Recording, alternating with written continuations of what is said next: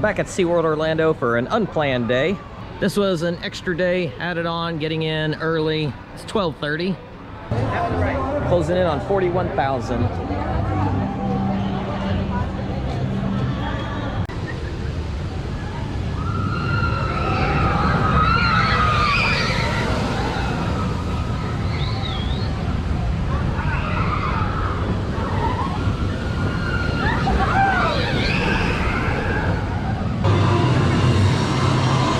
Just got lifetime ride number 100 on Manta. I needed 2 rides to reach 100. I didn't even realize last year that I had stopped at 98.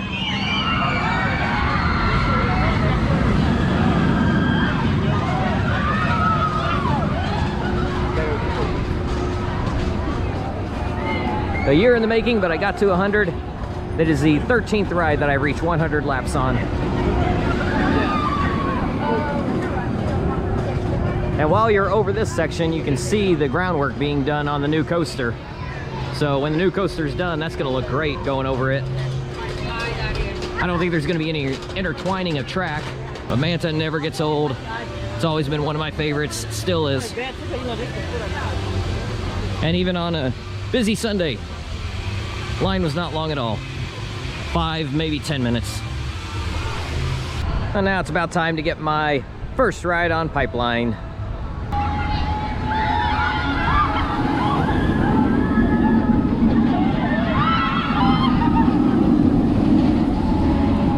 I'm trying to keep an open mind about it going in. If you watch my videos, you know that I like the old stand-ups. I like that you can lock the perch into place. With these, you cannot lock the perch into place. The perch bounces up and down. So, a little worried about that. I haven't seen too many complaints about the problems with the perch, but I have seen some. So that makes me a little worried. The fact that people who hate the old stand-ups, who have a problem with the perch that locks into place, I don't know how you can have a problem with that, but somehow they do. They love this one, so I have a feeling it's gonna be the opposite for me. I like the old ones that you can lock into place and keep that perch away from your groin area. But this one, you can't do that. That perch is free to slam into your groin as much as it wants, but we'll see.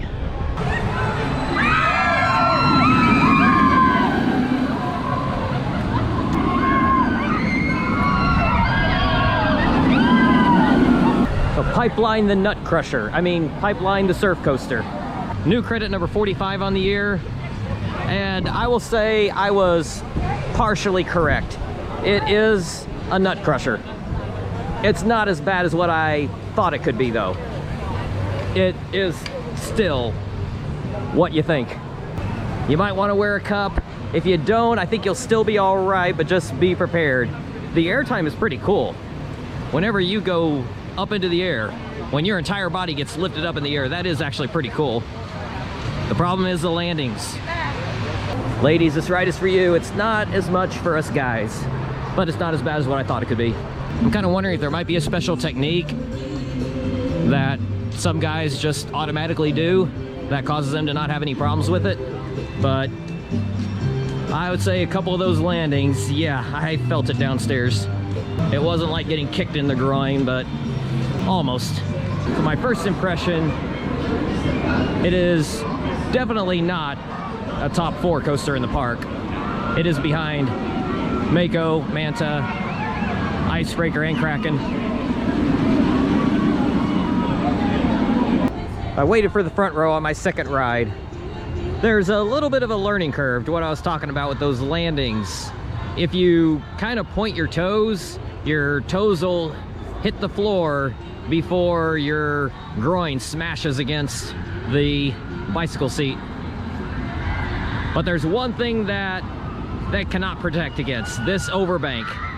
I was getting smashed into the groin on that maneuver, and it was unavoidable.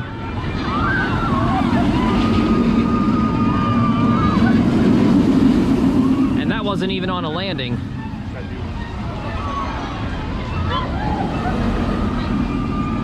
That was just the general force of it.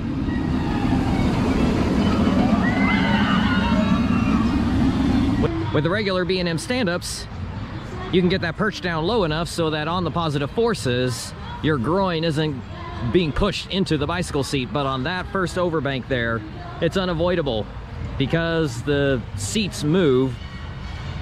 That bicycle seat will be smashing into your groin on that overbank. And as I'm talking right here, I'm thinking about it. Next time, I think I will push the seat down low at the start of the ride as much as I can to try to force that bicycle seat as low as possible for that overbank. And then for each landing, just point the toes so that your toes hit first. Because if you come down flat-footed, or if you kick your legs out like I've heard it recommended that you do for the airtime, all right, I understand that you want the airtime, but it's gonna come at the expense of your groin for you guys, because your groin will smash down into that bicycle seat if you kick your legs out. I tried that one time and I realized, nope, better not do that again. Keep my legs down straight, enjoy the airtime, and point the toes for the landing so that my toes will hit first and absorb some of that landing. Now, as far as general comfort goes, those vest restraints are horribly uncomfortable. And also the rattle. Yes, this definitely has a B&M rattle to it. It is not bad enough to give you a headache. At least it wasn't for me, but it is definitely there for a brand new coaster to already have quite a rattle.